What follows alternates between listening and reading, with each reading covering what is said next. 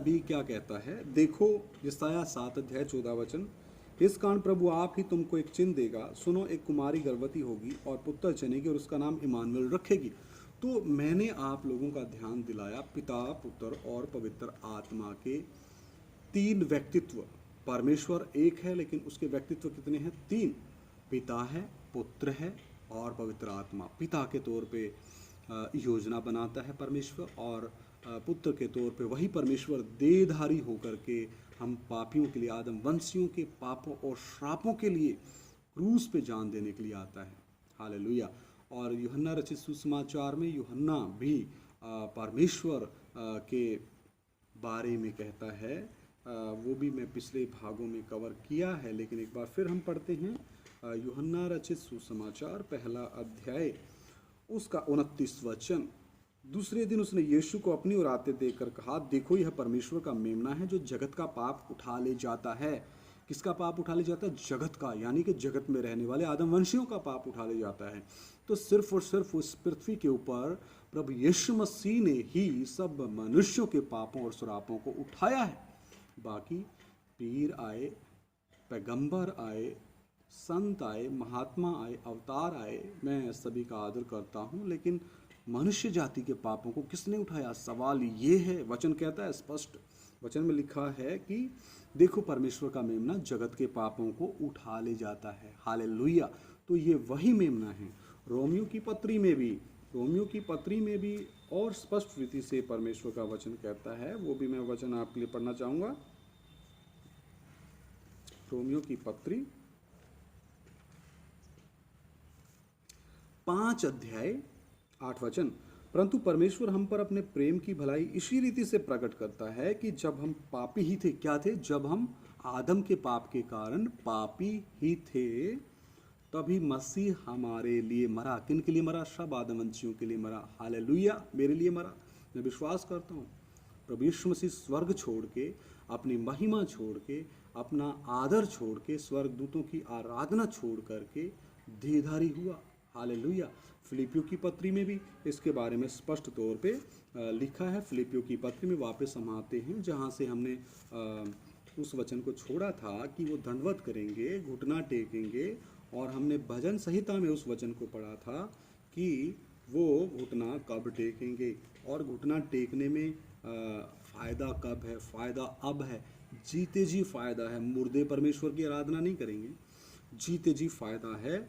उस वचन को मैं पढ़ता हूँ, फिलिपियों की पत्री 2 का 10 और 11, कि जो स्वर्ग में और पृथ्वी पर और पृथ्वी के नीचे हैं वे सब यीशु के नाम पर घुटना टेकेंगे, और परमेश्वर पिता की महिमा के लिए हर एक जीव अंगीकार कर ले कि यीशु मसीह ही प्रभु है। परमेश्वर पिता की महिमा के लिए, यानी प्रभु यीशु मसीह का जो पिता का व्यक्तित्व है, वो परमेश्वर का व्यक्तित्व है, पहला व्यक्तित्व है, वो महिमा में व्यक्तित्व है।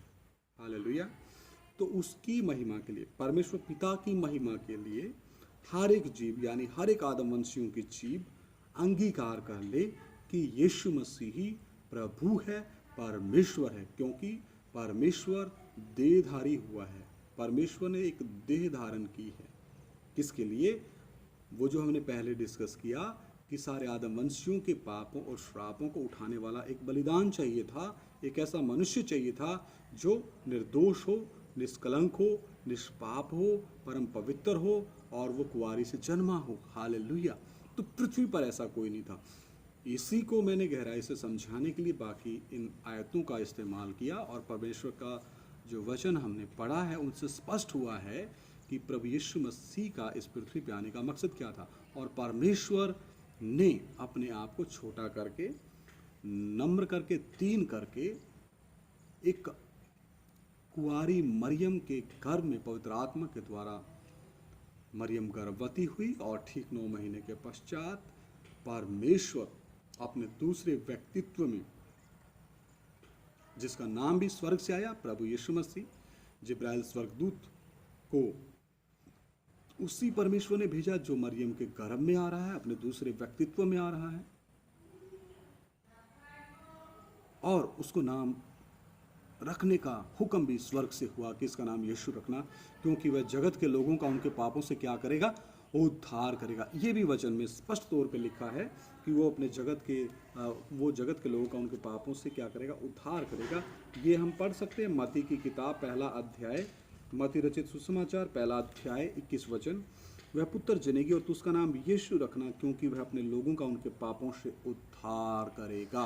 पहला तिमुथियस में भी ये स्पष्ट रीति से परमेश्वर का वचन कहता है प्रभु यीशु मसीह का इस पृथ्वी पे, यानी कि परमेश्वर का देहधारी होने का उद्देश्य क्या था इस पृथ्वी के ऊपर। पहला तिमुथियस पहला अध्याय 15 वचन, ये बात सच और हर प्रकार से मानने के योग्य है कि मसीह यीशु पापियों का उद्धार करने के लिए जगत में आया, जिनमें सबसे बड़ा मैं हूँ। प्रेरित पौलुस बोलता है कि सबसे बड़ा मैं हूँ। अभी आज मैं आप सभी के सामने बोलता हूँ कि मैं सबसे बड़ा मैं हूँ, सबसे बड़ा मैं पापी था, क्योंकि मैं भी प्रभु यीशु मसीह से नफरत करने वाला, ईर्ष्या करने वाला, द्वेष करने वाला, जलन रखने वाला, इस पवित्र शास्त्र से, परमेश्वर के आवाज़ से नफरत करने वाला मनुष्य था। लेकिन जितना मैंने अधिक नफरत किया, उतना ही परमेश्वर ने मुझे अनुग्रह दिया कि मैं उसके बारे में सुसमाचार का प्रचार करूं और मैं अंधकार में फंसे हुए लोगों को ज्योति के पास ला सकूं। क्योंकि परमेश्वर का वचन कहता है परमेश्वर अगम्य ज्योति है। प्रभु यीशु मसीह ने कहा मैं जगत की ज्योति हूँ, और प्रभु यीशु मसीह ने यह अधिकार फिर आगे अपने चेलों को भी, अपने संतों को भी दिया कि तुम भी जगत की ज्योति हो। जाओ अंधकार में मेरे कामों को प्रकट करो, मेरे फलों को प्रकट करो और मेरे गुणों को प्रकट करो। हालेलुया। तो पहला तिमुथियस पहला अध्याय 15 वचन में भी स्पष्ट है कि ये बात सच और हर प्रकार से मानने की योग्य है कि मसीह यीशु पापियों का उद्धार करने के लिए जगत में आया, जिनमें सबसे बड़ा मैं हूँ। तो हमारा जो सवाल था कि रोमियो की पत्री 10 अध्याय 9 वचन में, अभी मैं उम्मीद करता हूँ आप लोगों को वो सवाल समझ में आएगा। रोमियो की पत्री 10 अध्याय 9 वचन कि यदि तू अपने मुंह से यीशु को प्रभु जानकर अंगीकार करे और अपने मन से विश्वास करे कि परमेश्वर ने उसे मरे हुए में से जिलाया, तो निश्चय उद्धार पाएगा। तो परमेश्वर ने उसे मरे हुए में से जिलाया, यानी कि उसका पहला व्यक्तित्व, महिमामय व्यक्तित्व। हालेलुया। क्योंकि परमेश्वर देहधारी हुआ है, 100% मनुष्य है और 100% अंदर से परमेश्वर है। 100% मनुष्य क्यों? क्योंकि पाप की जो सजा है, श्रापों की जो सजा है, वो शरीर को उठानी है। हालेलुया। तो उसके लिए एक शरीर चाहिए। इब्रानियों की पत्री में भी इसमें लिखा है, इब्रानियों की पत्री में लिखा है, वो भी हम वचन पढ़ लेते हैं। इब्रानियों की पत्री उसमें और आपका सवाल, डाउट, शक क्लियर हो जाएगा। 10 अध्याय इब्रानियों की पत्री 10 अध्याय 5 वचन, इस कारण वह जगत में आते समय कहता है बलिदान और भेंट तूने ना चाही। बलिदान यानी कि जो व्यवस्था के समय में यहूदी लोग बलिदान चढ़ाते थे मिलाप वाले तंबू में, बलिदान और भेंट यानी कि उसमें जानवरों का जो खून बहाया जाता था मनुष्यों के पापों के निमित्त, तूने ना चाही, यानी परमेश्वर ने ना चाही, पर मेरे लिए एक देह तैयार की। क्या तैयार की?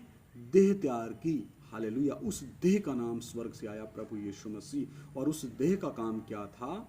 उस देह का काम था आदम वंशों के पापों और श्रापों को उठाना, क्रूस पे जान देना और तीसरे दिन मुर्दों में से जी उठना, और फिर बाकियों को भी अपने साथ स्वर्ग में ले जाने का जो एक ऐलान करना। हालेलुया। तो ये सारे काम सिर्फ और सिर्फ इस पृथ्वी पे एक ही मनुष्य ने किए हैं। उस मनुष्य का नाम है प्रभु यीशु मसीह। वो मनुष्य का पुत्र है, वो परमेश्वर का इकलौता पुत्र है, वो परमेश्वर का मेमना है, वो साक्षात देहधारी परमेश्वर है। हालेलुया। क्योंकि यूहन्ना रचित सुसमाचार पहला अध्याय में लिखा है वचन देहधारी हुआ। यूहन्ना रचित सुसमाचार पहला अध्याय 14 वचन में हमने जो पढ़ा है, पहले वचन में ही पढ़ा है कि आदि में वचन था, वचन परमेश्वर के साथ और वचन ही परमेश्वर था। तो परमेश्वर जब देहधारी होता है, उस व्यक्तित्व का नाम है पुत्र का व्यक्तित्व। पिता अनंतकालीन है, पुत्र अनंतकालीन है, और अभी वचन के द्वारा आपसे जो बात कर रहा पवित्र आत्मा, वो भी अनंतकालीन है। ये तीनों मिलकर के एक परमेश्वर है। हालेलुया। प्रभु यीशु मसीह ने चेलों से कहा कि मैं तुम्हें अनाथ ना छोड़ूंगा, मैं पिता के पास जाता हूँ, और मेरा पिता के पास जाना बहुत ही ज़रूरी है, क्योंकि जब तक मैं वहाँ नहीं जाऊँगा तो मैं उसे, यानी उस सहायक को तुम्हारे पास नहीं भेज सकता। मैं जाऊँगा तो मैं पिता से विनती करूँगा कि वो तुम्हारे लिए एक सहायक भेजे, वो सदा तुम्हारे साथ रहेगा। हालेलुया। तो प्रभु यीशु मसीह स्वर्ग में उठाए गए। उसके बाद पैंतीकुस्त के दिन परमेश्वर, वही परमेश्वर अपने तीसरे व्यक्तित्व में 120 लोगों के आत्मा में, हृदय में आकर के बैठे। हालेलुया। पवित्र आत्मा के तौर पे, और वो जब तक कलीसिया तैयार ना हो तब तक इस पृथ्वी पे पवित्र आत्मा रहेगा और अपने लोगों को तैयार करता रहेगा और बाकी इस पृथ्वी के लोगों को उनके पापों के बारे में, श्रापों के बारे में कायल करता रहेगा। हालेलुया। तो त्रिएक परमेश्वर पिता, पुत्र, पवित्र आत्मा मिलकर के एक परमेश्वर है और उस परमेश्वर का नाम है प्रभु यीशु मसीह। प्रभु यीशु मसीह। तो इस संपूर्ण पवित्र शास्त्र में लगभग 118 नामों के बारे में हमें देखने को मिलता है, सीखने को मिलता है, और उन 118 नामों का अलग अलग आत्मिक अर्थ है। तो मेरे प्रिय भाइयों बहनों, वापस हम उस वचन के ऊपर आते हैं, भजन संहिता 66 का 4।